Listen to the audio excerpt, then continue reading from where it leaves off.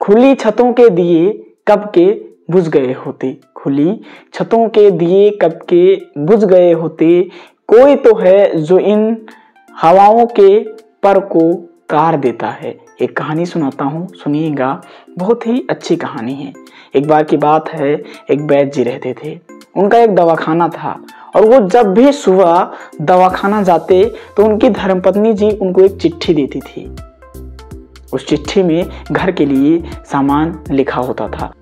जब वो दवाखाना पे पहुंचते और हिसाब लगाते उस चिट्ठी को देख के, और जितने रुपए बनते केवल उतने रुपए ही पेशेंट से लेते, और जब वो रुपए पूरे हो जाते तो वो पैसा लेना बंद कर देते। चाहे जितना अमीर रोगी क्यों ना आ जाए, वो पैसे नहीं लेते थे। एक बार जब वो दवाखाना पहुंचे और उन्हें चिट्ठी खोली, देखा तो उसमें घर का सामान लिखा था, नीचे बेटी की शादी के लिए सामान लिखा था। वो परेशान हो गए, सोचने लगे कि इतना पैसा कहाँ से आएगा। वो ये सब सोच ही रहे थे, तभी उनके दवाखाने के सामने एक कार आके रुकी।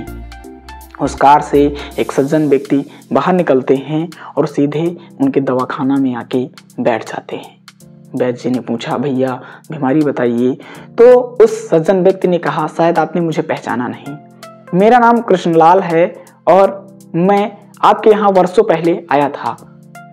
मेरी कार आपके दवाखाने के सामने रुकी क्योंकि वो पंचर हो गई थी। मेरा ड्राइवर जब कार का पंचर बना रहा था तो इन सब के बीच में मुझे छाया चाहिए थी और मैं आपकी दुकान में आके बैठ गया तो मैंने देखा कि आपकी छोटी बच्ची आपको बार बार खींच रही थी और कह रही थी, बाबूजी भूख लगी है, घर चलो, खाना खाना है। लेकिन आप जा नहीं रहे थे क्योंकि शायद आपको लगा कि मैं बीमार हूँ या मुझे कुछ चाहिए है।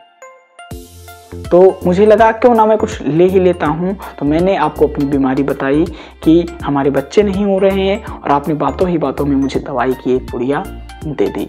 मैं जब आपको पैसे देने लगा तो आपने मना कर दिया पैसे लेने से। मैं जिद करने लगा कि आपकी जो फीस बनती है वो ले लीजिए, तो आपने मना कर दिया। और तभी वहाँ पे एक व्यक्ति आता है और वो बताता है कि आज का जो हिसाब है वो वैद्य जी का पूरा हो गया। तो मुझे बात समझ में आई कि आप केवल उतने ही रुपए लेते हैं जितने रुपए का आपके घर के लिए सामान होता है, सामान चाहिए होता है। तो जब मैं वापस घर आता हूँ और अपनी बीबी को ये बात बताता हूँ तो मेरी बीबी कहती है कि आप शायद भगवान के भेजे हुए बंदे से मिल के आ रहे हैं जो ऐसी बड़ी बातें कर रहा है, और वो ऐसी बड़ी बातें हर रोज करता है। मैंने वो दवाई ले ली और आज मेरे आंगन में 2 बच्चे हैं।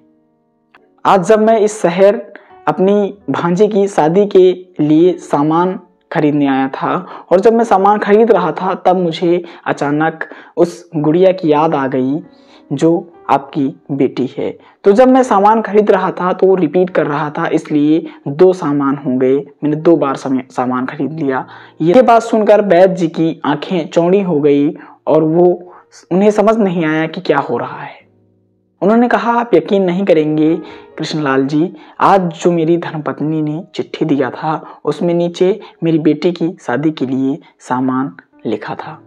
ऊपर वाला हर वक्त हमारे साथ होता है, बस हमें इंतजार करना होता है।